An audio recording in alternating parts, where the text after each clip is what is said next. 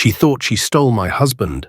What she really stole was the weight I'd been carrying alone. In our town, Daniel was the man everyone admired. Soft-spoken in public, generous smiles, a reputation polished till it shone. And I, Emma, was the lucky wife people pointed at and sighed. But walls can lie.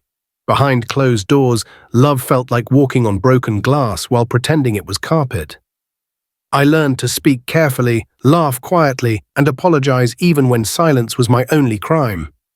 I stayed because hope is stubborn, and because leaving sometimes feels scarier than surviving. Then Mary arrived. Bright laughter, loud confidence, eyes fixed on what she thought was my happiness. She wanted Daniel, the name, the image, the seat beside him. And I watched her reach, not with rage but with a calm that surprised even me. Because by then I knew the truth. Some women aren't stolen from. They are relieved, and when Mary finally took him, I didn't lose a husband. I laid down a burden and chose peace. Daniel Hayes was the kind of man people wrote about in church bulletins, the kind mothers pointed to and said, "That's what a godly husband looks like." Every Sunday, he stood at the front of the room with his Bible open, voice steady and warm, leading small group discussions like he'd been born to do it. Men respected him, women envied me. I was Emma Hayes, the lucky wife. At least, that's what they called me. At potlucks, at school drop-offs, at every community gathering where Daniel's name came up like a blessing. "You're so blessed, Emma. He's such a servant leader. Your kids must be so proud." I'd smile, nod, say thank you, because what else could I say? That the man they admired on Sunday barely looked at me by Monday? Daniel never raised his voice in public. He opened doors, remembered names, quoted scripture with the ease of someone who believed every word. He volunteered for everything, youth camps, mission trips, hospital visits.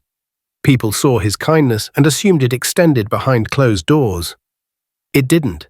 At home, his warmth evaporated. Conversations became interrogations.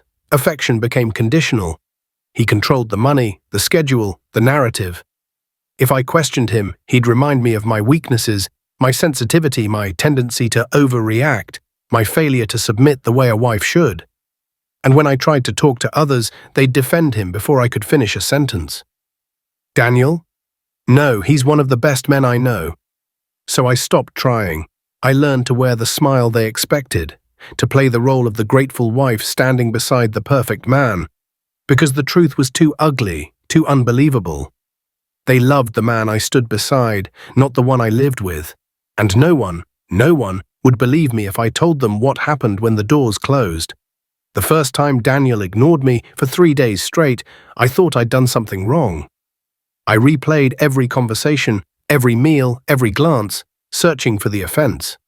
When I finally asked, he looked at me like I was interrupting something important. "You're being dramatic, Emma." That became the pattern. Silent treatments that stretched like open wounds. He'd walk past me in the hallway, eyes forward, as if I were furniture.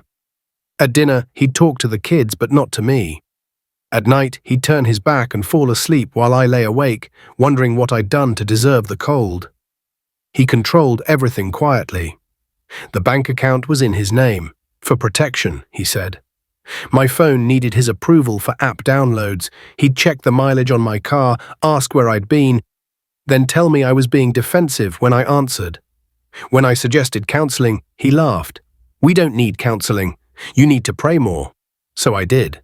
I prayed for patience, for change, for the man I thought I married to come back. I stayed because leaving felt like failure, because my faith said marriage was sacred, because everyone believed Daniel was good, which meant the problem had to be me. The isolation was surgical. He never yelled, he didn't have to. He'd sigh when I spoke, correct me in front of others, remind me I was too sensitive until I stopped trusting my own feelings. I became smaller, quieter, desperate for any scrap of affection. When he'd finally touch my shoulder or say something kind, I'd cling to it like proof. See? He does love me. I just need to try harder. But those moments were bait, breadcrumbs designed to keep me hoping. Love didn't hurt loudly. It hurt every day. And the worst part, I was starting to believe I deserved it. Mary Sinclair arrived at our church in September, newly divorced and searching for community. She was polished, put together, the kind of woman who laughed easily and volunteered for everything. Within weeks, she'd found her way into Daniel's orbit. I noticed her watching him during worship, lingering a beat too long when he spoke, positioning herself near him at fellowship events. She'd ask his opinion on scripture, compliment his insight, touch his arm when she laughed. Daniel didn't pull away. He leaned in. At first, I felt the familiar twist of insecurity. Was I not enough? But then something shifted. I watched Mary light up when Daniel smiled at her, saw the way she sought his approval like oxygen. I recognized that hunger, the desperate need to be seen by someone who seemed so kind, so steady, so spiritually grounded. She had no idea what she was chasing. Daniel thrived on her attention. He stayed later after services to counsel her, texted her prayer requests, mentioned her name at dinner with a warmth he never used when speaking about me. When I asked about it, he turned it around. Are you seriously jealous of someone who needs spiritual guidance? That's embarrassing, Emma. But I wasn't jealous. I was watching a woman fall for a performance I'd been living behind for years. Mary saw the man everyone else saw, the leader, the encourager, the protector. She didn't see the control, the silence, the emotional cost of being his wife. She wanted the stage version. The Sunday morning Daniel, who made everyone feel special. I could have warned her. Could have pulled her aside and told her the truth. But who would believe me? She was already enchanted. Mary wanted what I was already trying to survive. And Daniel? He was enjoying every second of her chase. I stopped fighting for him in November. Not dramatically, not with announcements or confrontations. I simply stopped trying to win back a man who'd never truly seen me. I stopped apologizing for things I didn't do. Stopped seeking his approval. Stopped waiting for warmth that never came. At first, Daniel didn't notice. But then he did. You've been distant, he said one night, his tone sharp with accusation. I looked at him calmly. Have I? It unsettled him. For years, I'd been the one chasing, begging for connection, for conversation, for anything that resembled love. Now my silence mirrored his, and he didn't know what to do with it. He grew irritable, picked fights over nothing, accused me of being cold, unsubmissive, bitter. But I didn't take the bait. I cooked dinner, took care of the kids, went through the motions with the detachment of someone already halfway gone. Mary, meanwhile, circled closer. She started showing up at our house with casseroles, offering to help with church events, texting Daniel late into the night. He didn't hide it anymore, didn't bother pretending their friendship was innocent. I watched it all with strange clarity. This was who he'd always been. I just hadn't been willing to see it. Then came the night he finally said it. Maybe you should stay with your sister for a while. Give us both space to think. He phrased it like concern, like we needed time apart to heal. But I knew what it really meant. Mary was waiting in the wings, and I was in the way. I packed a bag that night. No tears, no pleading, no desperate questions. When he told me to leave, I didn't cry. I finally breathed. But as I walked out, one thought pounded through my mind. He has no idea what he just set in motion. I filed for divorce in December, quietly. No public announcements, no dramatic scenes, just paperwork and a lawyer who didn't ask questions I wasn't ready to answer. Daniel didn't fight it. Why would he? Mary was already moving into the spaces I'd left behind, sitting in my usual pew, hosting dinners at his house, laughing at his jokes like they were revelations. The congregation whispered, of course. But Daniel spun the narrative beautifully. Emma struggled with submission. I tried everything, but she refused counseling.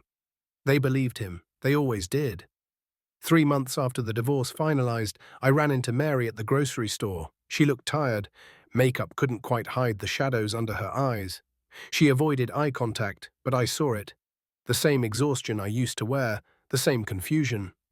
I could have said something, could have warned her that the charm fades, that the silence comes, that his love always has conditions.